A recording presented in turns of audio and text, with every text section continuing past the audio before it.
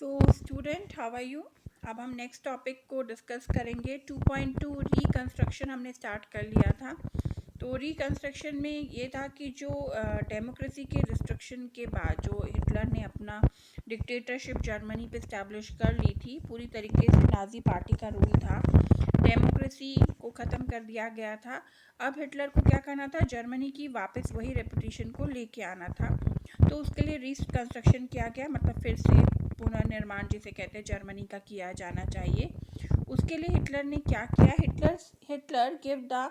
Hitler ने ये responsibility जो इकोनॉमिक रिकवरी की थी वो अपने इकोनॉमिक्स जो हैजलमर्स्काच हैं उनको दी।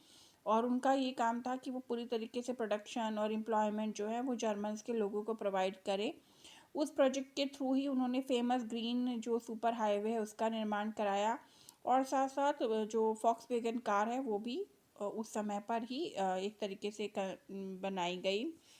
तो ये इकोनॉमिक को बढ़ाने के लिए किया गया था। In foreign policy Hitler acquired quick success. अपनी फॉरेन पॉलिसी में हिटलर को बहुत सफलता मिली। Hitler pulled out of the League of Nation in 1933।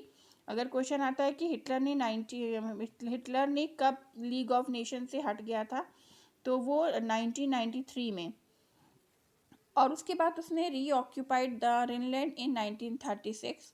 उसके बाद जो उसने रिनलैंड जो उसका एरिया था उसको वापस 1936 में वापस रीऑक्यूपाइड कर लिया। In 1938 under the slogan one people one empire and one leader. ये हिटलर का स्लोगन था, आप इसे ज़रूर नोट करिएगा कि वो उन्होंने जो है 1938 में अपनी स्लोगन यानी एक पीपल एक एम्पायर और एक लीडर, और वो एक लीडर हिटलर ही थे, तो उसको ही उन्होंने स्लोगन को आगे बढ़ाया और उसी के मोटो पे वो लोग चले। Austria and Germany were integrated by Hitler. Austria और जर्मनी को भी हिटलर ने अपना कैप्चर कर लिया। In 1938 Hitler seize the German speaking Sudetenland from Czechoslovakia. उसके बाद 1938 में वापस जो है उन्होंने जो उनका जर्मन स्पीकिंग जो लोग थे उनका जो एरिया था सुडानलैंड जो कि चेकोस्लोवाकिया के अंडर में था, उसने सीज कर रखा था, वापस हिटलर ने रीऑक्यूपाइड कर लिया। और उसके बाद उसने पूरा चेकोस्लोवाकिया को ही अपने अंडर कर लिया।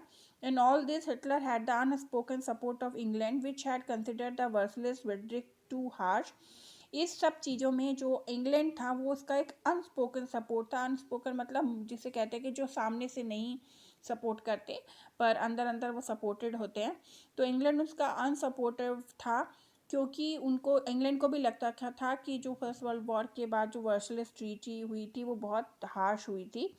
Scotch had advised Hitler against investing hugely in rearmament as the state still ran on deflict financing।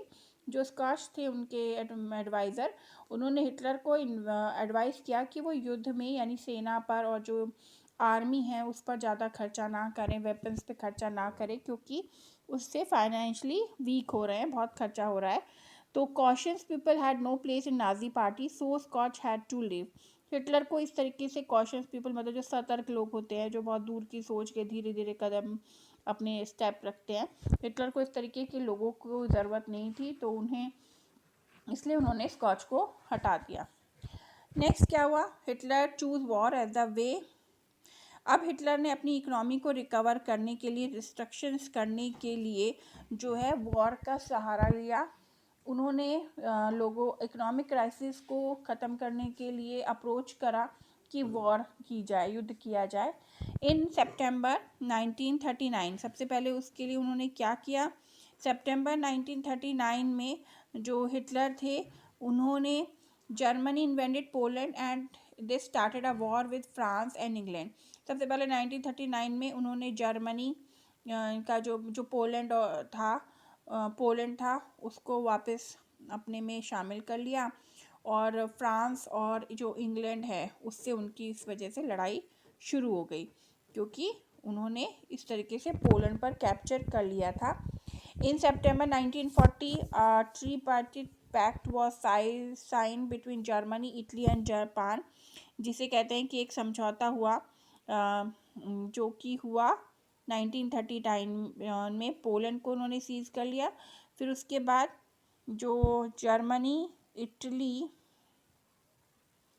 Germany, Italy, sorry, इनके बीच जो है वो एक जिसे कहते हैं संधि बोलते हैं, जिसे वो हुई।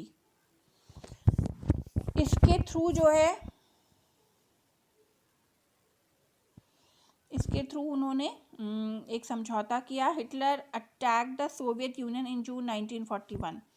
जून 1941 में हिटलर ने सोवियत यूनियन पर अटैक किया इस ट्रीटी के बाद।